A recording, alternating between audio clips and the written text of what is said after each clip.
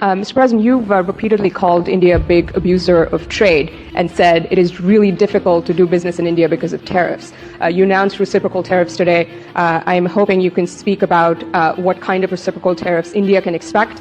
Are you willing to make any concessions? And how can India head off these tariffs? I also have one for the Prime Minister. It's about the highest tariffed nation anywhere in the world. They've been very strong on tariffs. And I don't blame them necessarily, but it's a different way of doing business. It's very hard to sell into India because they have trade barriers, very strong tariffs. Stock market सिर्फ demand और supply का game नहीं है, global trade policies भी market movements को impact करती है। एक ऐसी पॉलिसी जो इंडियन इकोनॉमी और स्टॉक मार्केट को डायरेक्टली अफेक्ट करती है, टैरिफ बेसिकली टैक्स चार्जेस है जो कंट्री अपने इंपोर्टर्स पर लगाती है। अमेरिका ने इंडिया के ऊपर नए टैरिफ्स लगा दिए हैं। इसका सीधा असर होगा हमारे स्टॉक मार्केट पर। देखिए, पिछले कुछ दिनों से हम देख रहे हैं एनएसई और बीएसई, इन दोनों के सारे इंडेक्सेस लगातार डाउनफॉल में। जब भी कोई बड़ी इकोनॉमिक पॉलिसी चेंज होती है, स्टॉक मार्केट में तेजी या मंदी आना तय होता है। तो चलिए समझते हैं ये नए यूएस टैरिफ इंडिया के स्टॉक मार्केट को कैसे इंपैक्ट करेंगे। जब इंडिया किसी इंपोर्टेड प्रोडक्ट पे टैरिफ लगाती है, उसका 3 तरह का इंपैक्ट होता है। नंबर 1, इंपोर्टेड गुड्स महंगे हो जाते हैं, जो कंज्यूमर्स और बिजनेसेस दोनों को इफेक्ट करता है।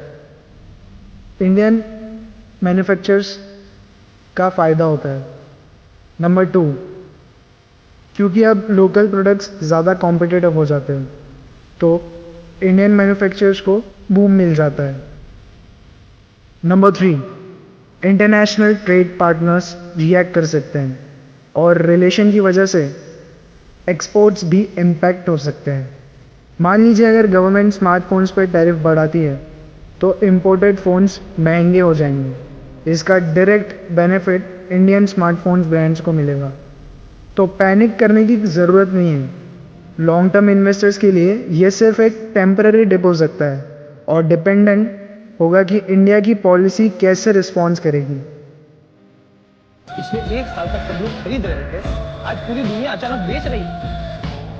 लगा था कि तुम 1-2 लोगों को ट्वीट ना दे, सब लोग डरे हुए हैं। आज के पहले मार्केट को गिरते हुए देखा नहीं है क्या कभी? इतने दिनों बाद खुला है तो थोड़ा गिरेगा, भूल चाट के वापस खड़ा हो जाए। अगर US China trade war intensify होता है तो इंडिया एक अल्टरनेटिव मैन्युफैक्चर हब बन सकता है।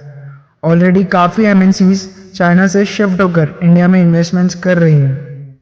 इसका पॉजिटिव इम्पैक्ट इंडिया के सेक्टर्स पर हो सकता है। टैरिफ शॉर्ट टर्म वॉलेटिलिटी ला सकता है, लेकिन समझदार इन्वेस्टर्स के लिए ये एक बड़ा अपॉर्चुनिटी भी हो सकता है। बट रिसर्च और एनालिसिस के बेस पर ये मार्केट है, गिरता है तो उठता भी है, और वही स्मार्ट इन्वेस्टर्स करते हैं। मार्केट गिरता है तो नए इन्वेस्टमेंट्स अपॉर्चुनिटीज़ लेकर आते हैं, लेकिन केयरफुल एनालिसिस ज़रूरी है। तो आपके साइड पे पैनिक वाले या अपॉर्चुनिटी वाले, कमेंट्स में ज़रूर बताना।